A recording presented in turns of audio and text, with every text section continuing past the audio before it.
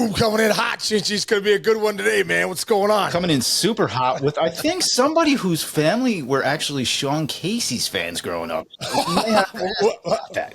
We'll have to ask about that. Dude, for me, man, I met this guy back when he was just breaking into baseball, did a thing with the network back when he was with the Padres.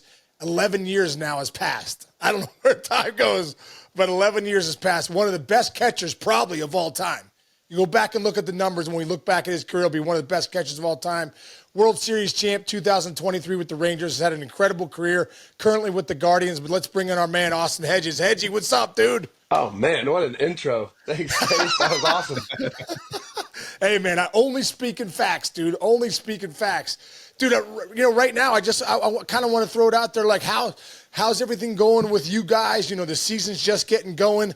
Obviously, it's Voter's second year. He's one of my favorite dudes, too. You guys are paralleled. I mean, great clubhouse guys, some great catchers in the game. How's everything going with you guys so far this season? And also, man, your relationship with Voter, how has that come? Because I almost feel like you're another coach there, too, with your experience. Yeah, I mean, I love Cleveland, man. Getting traded from San Diego, in 2020 was one of the biggest blessings I've ever had for being a part of an organization that just they treat everybody so well, but they treat me really well. And so just coming back with that group, of all the special things that we did last year, felt like we were kind of like off to a bit of a slow start where.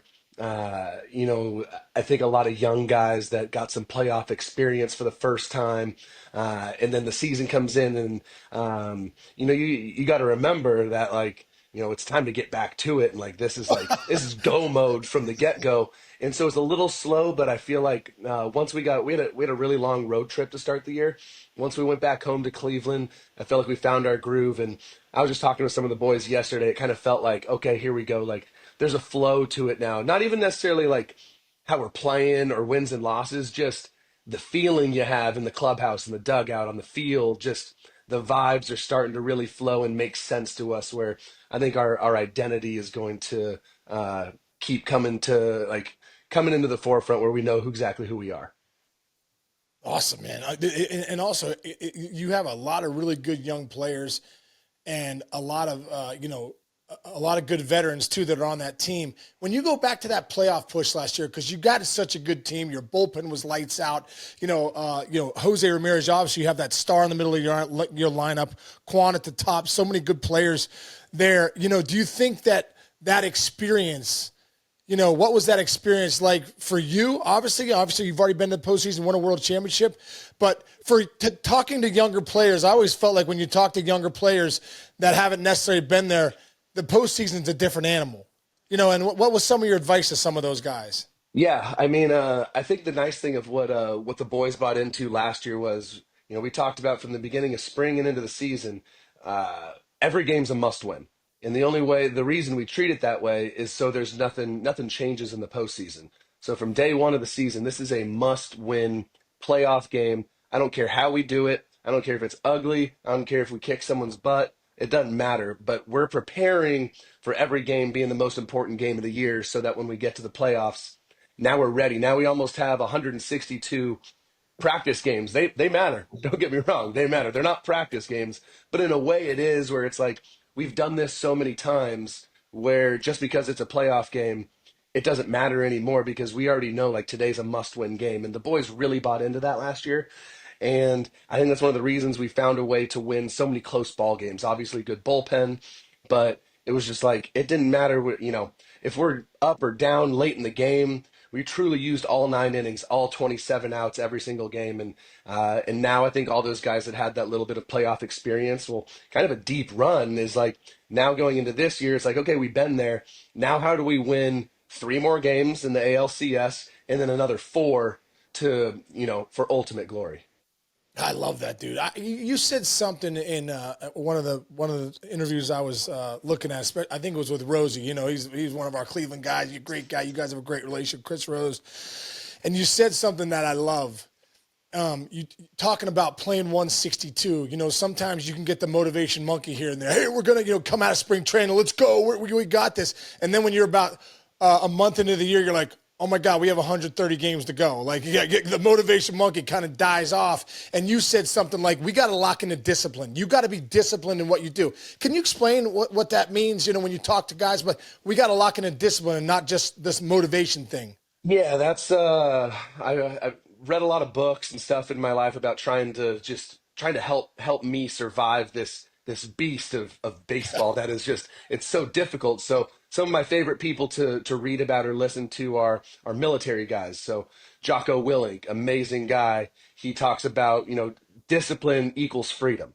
And so he talks about discipline over motivation. Everybody's got that day, you got your New Year's resolution. I'm gonna do this, and I do it for a day, maybe a week, maybe even a month. But it's the days that I don't want to do it. And let's be honest, it's like I think most days you don't want to do those things that you know you have to do. But it's like I'm gonna do it anyways. So it's like use the motivation that's like, this is great. I got the motivation today. That's nice. That's a blessing. I'm going to use that. So today's going to be a bit easier than the other days, but I know tomorrow is probably going to suck. And I have to do the things that I've told myself I'm going to do no matter what. And then when I look up after just repping that out day after day, that's to me, that's mental toughness. It's like, it's not about the big pressure moment. It's about all the little things behind the scenes that you decided to do, especially when you didn't want to do it. I love that, dude. I love that. Mastering I call it mastering the mundane, man. If you can master the mundane, especially in this industry, you're going to have success. That doesn't mean you're going to go 4 for 4. It doesn't mean you're going to get hits. It doesn't mean any of that stuff. But it means those routines and you master the mundane over time, that consistency shows up over 162. Guy, I love that, man. I love that. I want to go into a little pit, dude. I really, you've been around in this game a long time because you're the best at at doing what you do. And I think it's especially save and run, pitch framing, all the things that you do. You're elite. You talk about WAR. I think in the last 15 years, we really got into some different stats. I think in Austin Hedges, all of a sudden you go, oh, this guy's doing what he's doing every night. He's winning us games, really, because the ball's always in the pitcher's and the catcher's hands. There's so much going on with that relationship. Can you talk about a couple things I want to talk about? First off, the ABS system that was put in a little bit in spring training. I don't know I'm sure you had a couple experiences with it, some of the places. For a guy like you, that's such a great pitch framer. What do you think about the ABS system? Is it good for the game, but also for the art of catching? Does it start to take away that art of catching if you have this system? Yeah, that's a real tough question. I feel like every position, whether I think pitchers, catchers, and position players are all going to have three different opinions on whether they like it or not. Guys that are position players probably are dying for some type of ABS, shrink the zone a little bit. Pitchers probably don't like it unless catchers, if you can receive.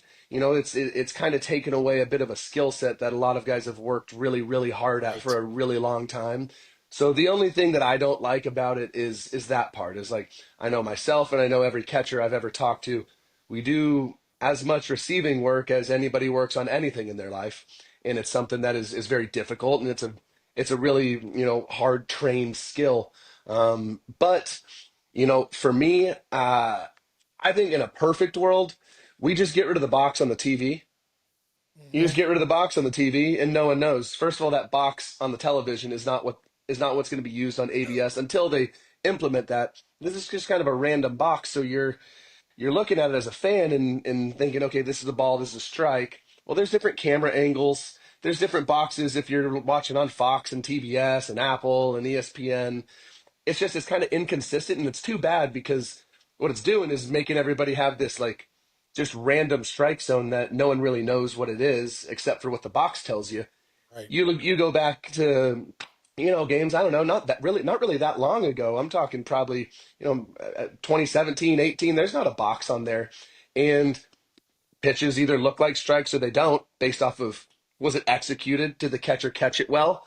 And that was kind of what balls and strikes were for forever. And I think there'd be a lot less complaining and a lot less media attention on how umpires are doing if that box wasn't there. That being said, there is a box there. Everyone's got an opinion on social media, and they got to take that seriously because we're trying to grow the game of baseball, and I am definitely for that. One of my, biggest goals in life is to help grow the game, is to pass it on to the younger generation. And if the ABS system makes it a better game, makes people more interested, makes it more consistent. If those are a reality and that is a thing, then I'd be all for it. I know it would kind of take away a bit of my own skill set, but as long as it's going to make the game better, I don't want to just. We do a lot of changes in baseball, a lot of changes. I don't know any other sport that is just we're changing rules every year. Like it's kind of crazy how many rules and how many things we're changing this game that was pretty perfect the way that it was made 150 years ago. But once again, there are some rules that make the game better. Some people don't like the pitch clock. I kind of like getting home before midnight sometimes, but Yeah, right. but at the same time, there's there's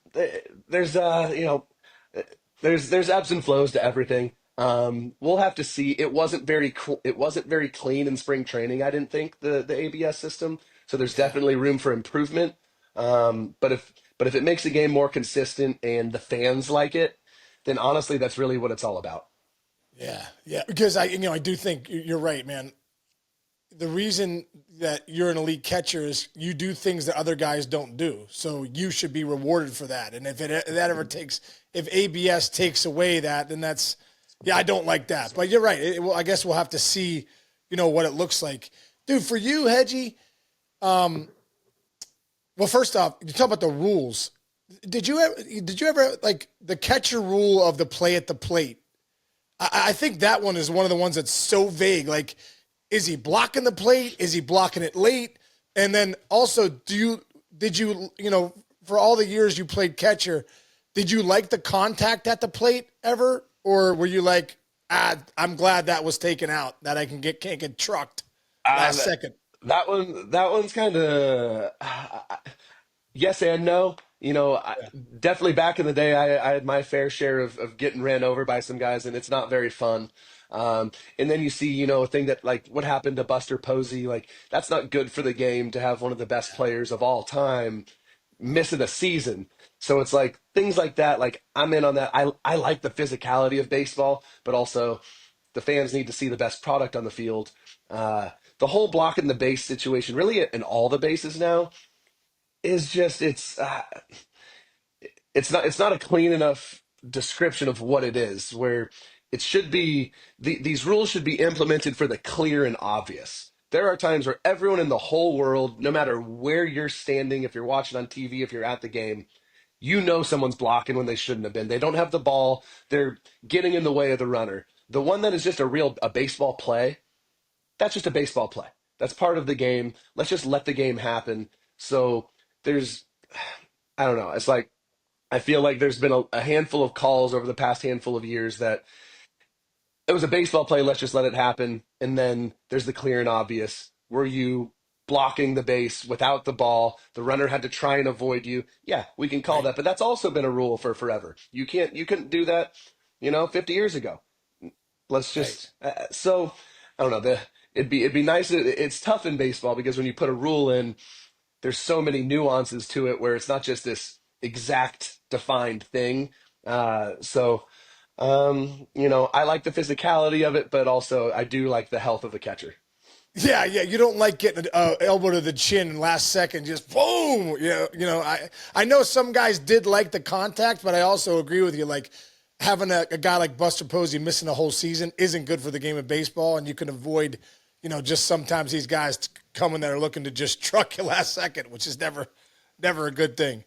I want to go back. I want to talk to you a little bit about, when I got back in the dugout in 2023 with the Yankees, I was fascinated by how many meetings there are now. I feel like the catcher's meeting with the starting pitcher. That's not new, but like the bullpen guys. I know for us doing the hitters meetings every day, going over the starter, maybe a couple relievers that were going to come in big leverage situations or whatever.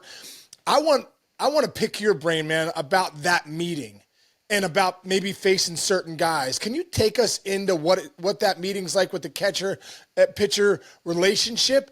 And then also how do you play? Let's go right to like, how did you game plan for a matchup like a Judge Soto last year with the Yankees? Who are you pitching to? All that kind of stuff. Oh, I love this. Okay. So for me, meetings win ball games. It's as simple as that.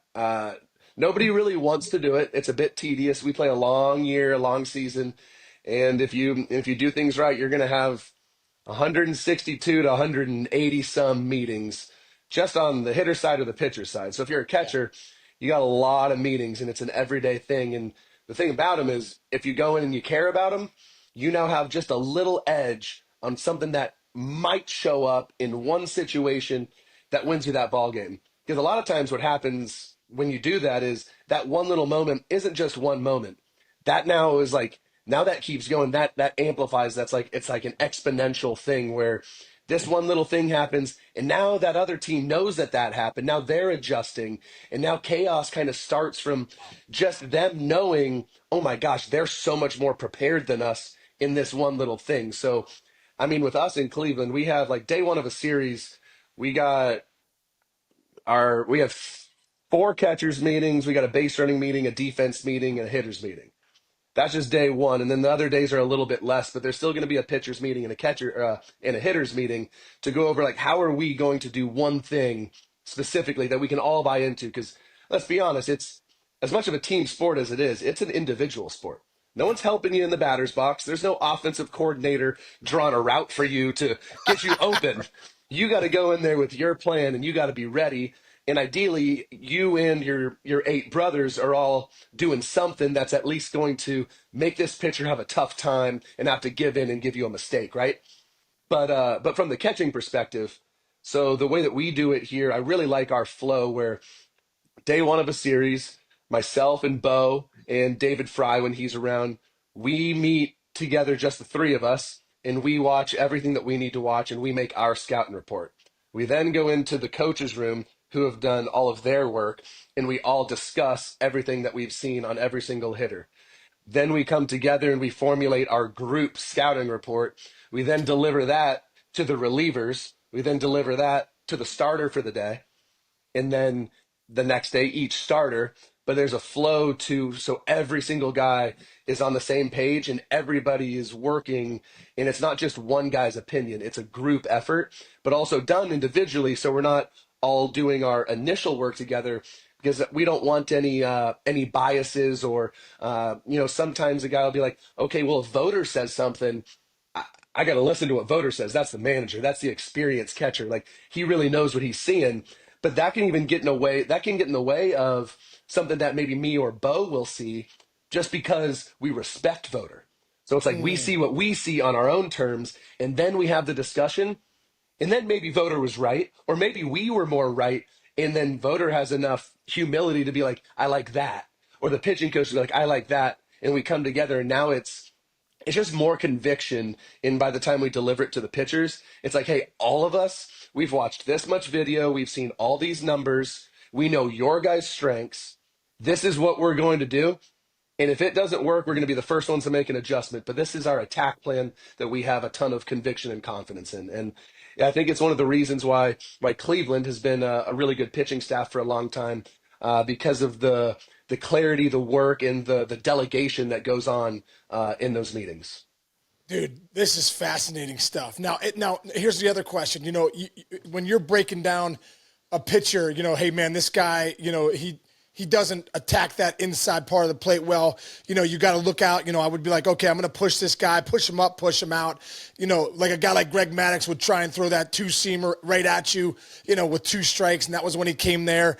And I know as a hitter, I would always think to myself, okay, I got to play to my strengths. This guy might be legit doing this stuff, but I got to play to my strengths of hunting the fastball, getting him up and out, trying to go to left center, reacting in.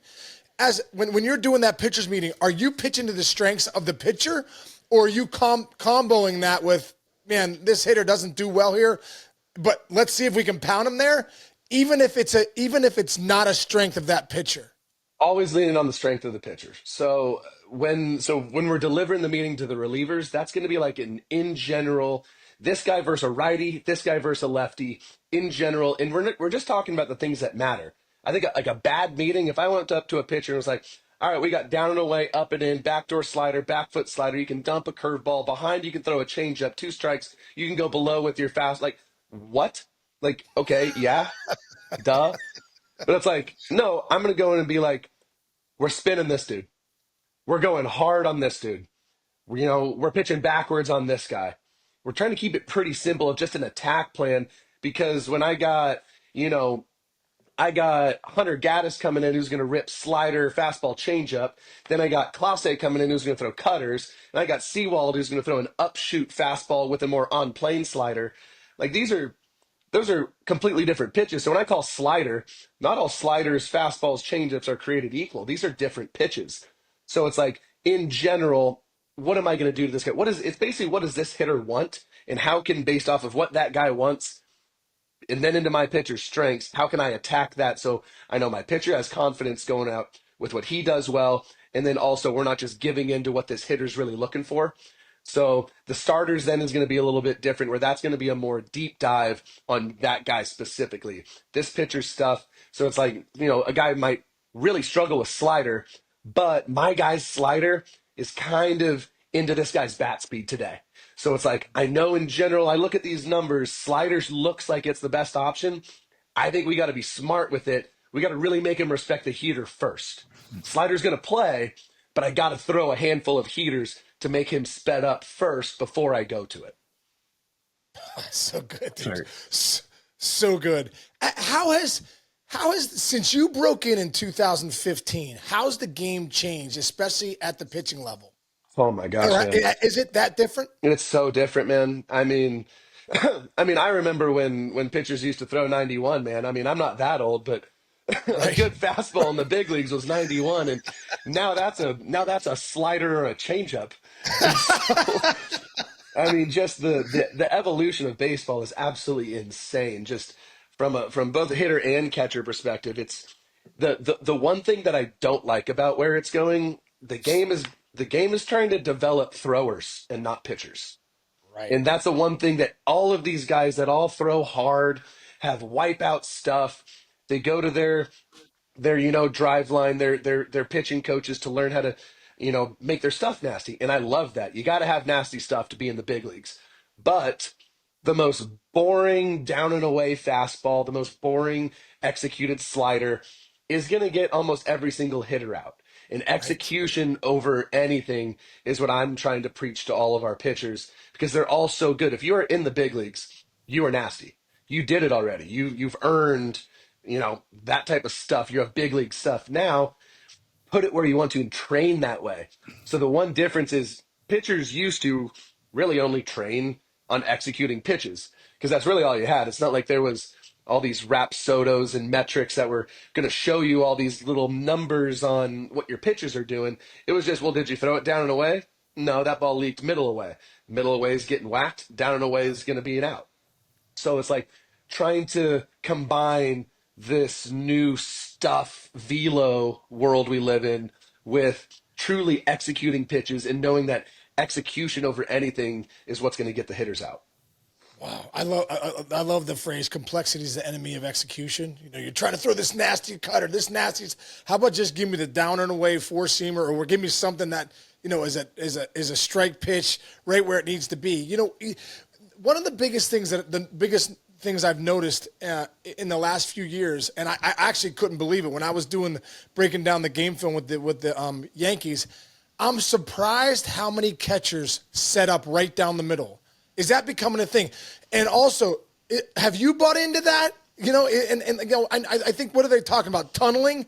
We just want guys to tunnel, throw it right down the middle, and let their ball work for them. And I might be crazy, and I know the stuff's better, but when I was scouting and doing my scouting reports, more guys were missing middle than I've ever seen. I was like, that ball's right down the middle. That ball's right down the middle. Am I wrong? Am I wrong by saying that? And do you believe, as one of the best catchers this game's ever seen, in just setting up right down the middle?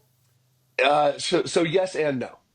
In my heart, I hate it, but now I'm out there catching, and it's a big league game against a big league hitter with my pitcher on the mound who doesn't necessarily command the ball very well.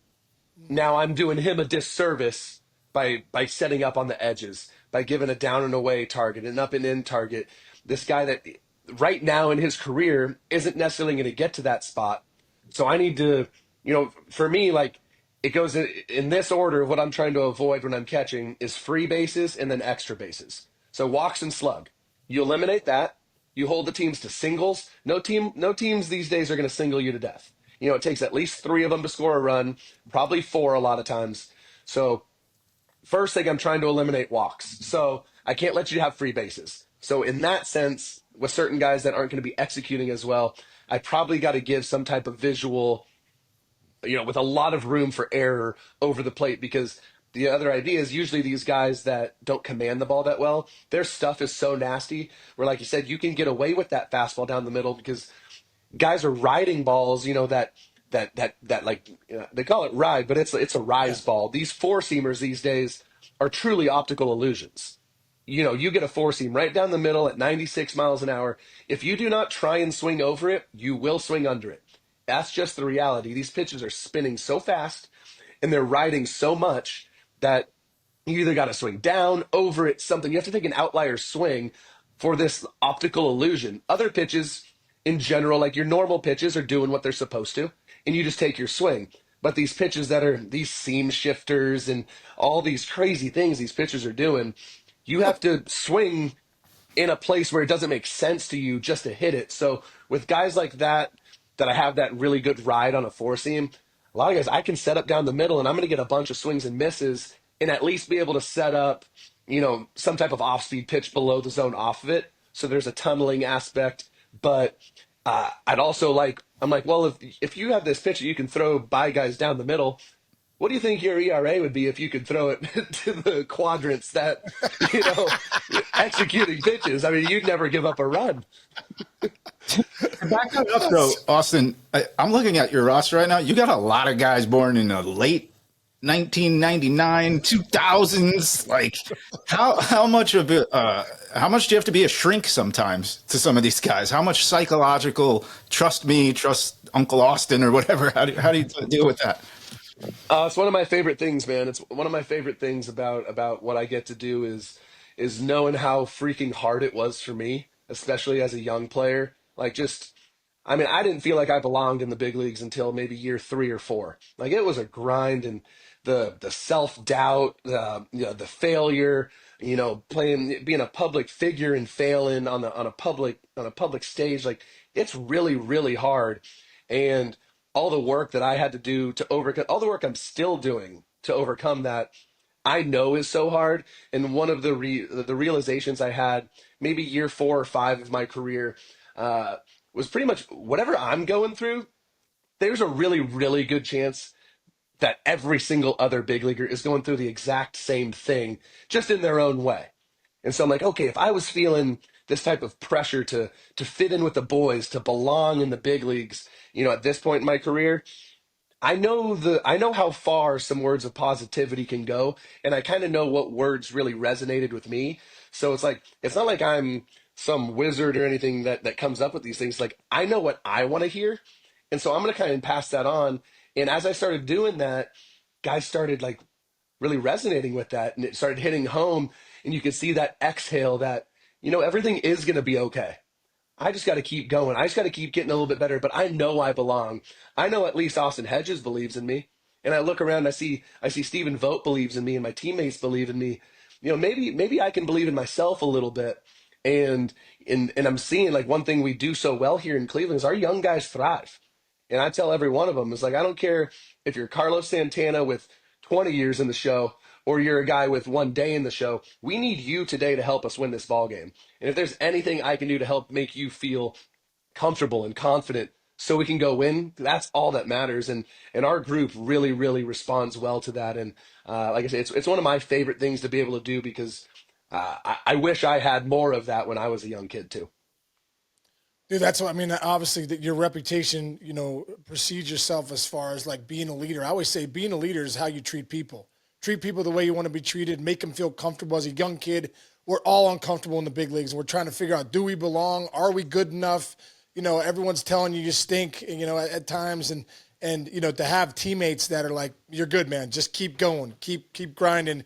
Things eventually turn. I love that, man, and obviously that's another big reason why you've had such a great career. I want to touch on a couple of your teammates because you've had a chance to play with a lot of great players. Who are some of the best players that you've played with that you're like, man, that guy's going to maybe be in Cooperstown one day? And I also want to talk about Jose Ramirez, J Ram, just watching that guy day in and day out, almost got 40 last year, I think. And just doing some of the things on that field that, I think sometimes he slides under the radar as a superstar. I mean, he's about as good of a player as I've ever played with. I mean, he's the first name that comes to mind. That's a first ballot Hall of Famer. That's as good as it gets on a daily basis. I don't think there's a harder at bat in the big leagues. Given the switch hitter, given how good he is from both sides, almost every other great hitter in our league has a mismatch. You go throw, Austin Walker in San Francisco against Aaron Judge or Mike Trout or against a righty. I don't like that matchup, even for Judge being arguably the best player in our game. You know what I mean? But Right. Jose is facing him from the open side. That's a mismatch for Jose. So for me, like when I watch this guy, I've been able to watch him have so many at bats. That's as hard of an out, probably the hardest out in the big leagues because of that. He's so good from both sides. So there's no uncomfortable at bats. There's no mismatch. He is the mismatch. And being able to flip you can't bring in a reliever. You got Jose, in the 2 or 3 hole. You can't just bring in a righty or a lefty for that because they're both mismatches. And the energy and the intensity that he plays with every day is, I mean, it's truly incredible. Like, I mean, like I've never been a position player, and I don't know what it's like to play 150 plus games in a season. Like I'm telling you, I catch one game, I'm like, dude, I need a day. I am toast. I am mentally exhausted. And guys like him, guys like Carlos Santana are like, no, I play today. Nope, I play today. Like, I'll let you know if I need a day, and that's never. So Right. I'm going to play today. And guys like that, I mean, it is just, I feel like certain times, I feel like I should be paying money to have my seat in the dugout. Like, I got the best seat in the house to go watch this guy play. I'm like, can I pay someone for this? Like, this is the best seat in the whole stadium. So, I mean, he's a joy to watch. It bothers me that he's still this like underrated player because like, I mean, how do you play for 10 years and have 5 top 5 MVPs and you're underrated? So Right. it's wild to me, but I've had the blessing of playing with a lot of great players, and Jose for me is just he's at the top of that list. And the other guy that I think that in a different way that I love me some Corey Seager, man. That Oh, dude, guy, I was hoping you'd say that. Why? What makes him so good, dude? that guy, the slow motor that he has with intensity is what I'm searching for. What I want everyone to search for, that calm, powerful intensity, like which is why he's one of the greatest postseason hitters of all time. And I think that's kind of the thing that sets him apart is yeah, he has MVP caliber regular seasons, but you put Corey Seager in the batter's box in the postseason, and I mean, we're talking about like prime David Ortiz, Derek Jeter, like the same conversation as the greats of all greats in the biggest moments. And that mentality, that poise and control that he has, and how badly he wants it. When you want to win, I'm your best friend. Like, Yeah. if I can tell you want to win, I'm like, brother, let's go. I am all in. That's all I care about too. And if you got something to teach me about that, I'm just gonna like, I am just all ears. Just teach me, bro. Let's go. Let's go find a way to win. So that's why Corey Seager. That's so awesome, dude. Man, you saw it in LA. You got a chance to see it with Texas firsthand in 2023. That was incredible. Dude, I have to ask you this because I can't help but to feel it a little bit when I'm talking to you. This has been an unbelievable conversation to really go pull the curtain back and see what's really going on. Any thoughts on managing one day, bro? Yeah, I just want to stay in the game, man. I've made the decision a couple of years ago. I realized like this is what I do. This is a big part of who I am. Yeah. And when you not just play the game, when you care about something for so long, it's like this game has given me so much, and all I want to do is stay in it and give back. And some way where I'm in the clubhouse. I love Yeah. the clubhouse. I love being with the boys. I love being in the dugout, cheering them on in whatever aspect that is. So if that's a coach, a bench coach, a manager, something to be involved. I like spring training. I like the season. I love the playoffs, and I love the off season. It's the perfect schedule for me as a human. Yeah. So I'm gonna try and catch until they tell me I can't anymore. And then when that's done, I just hope I can still put a jersey on in some way and just be a part of it because I truly love this game. I got a feeling, Hedgie, when it's all said and done, when your career, whatever you decide to, put down the pads and get into coaching, I see a little Bruce Bochy, Stephen Vogt mixture here. That's going to be an incredible manager one day, bro. And the game will be better if Austin Hedges stays in. If you're a lifer like Boch and those guys, man, this game will be better because of it, dude. Well, thank you. I mean, that's a big honor. Those are you mentioned me with Boch and Voter. Those are two of the greatest mentors in my life, and Yeah. I just if I could be like them when I grow up, then I did something right. I love it, man. Hedgie, thank you so much for your time, dude. I know you guys are getting ready to get after with the Orioles today. And please tell Voter I said hello, man. What a great guy is. You're lucky to play with him. But we appreciate your time, dude, and appreciate all you've given to the game, and we'll continue to give to the game. Always a pleasure talking to you, Case. It was awesome, man. Appreciate you. You're the best, dude. Thank you.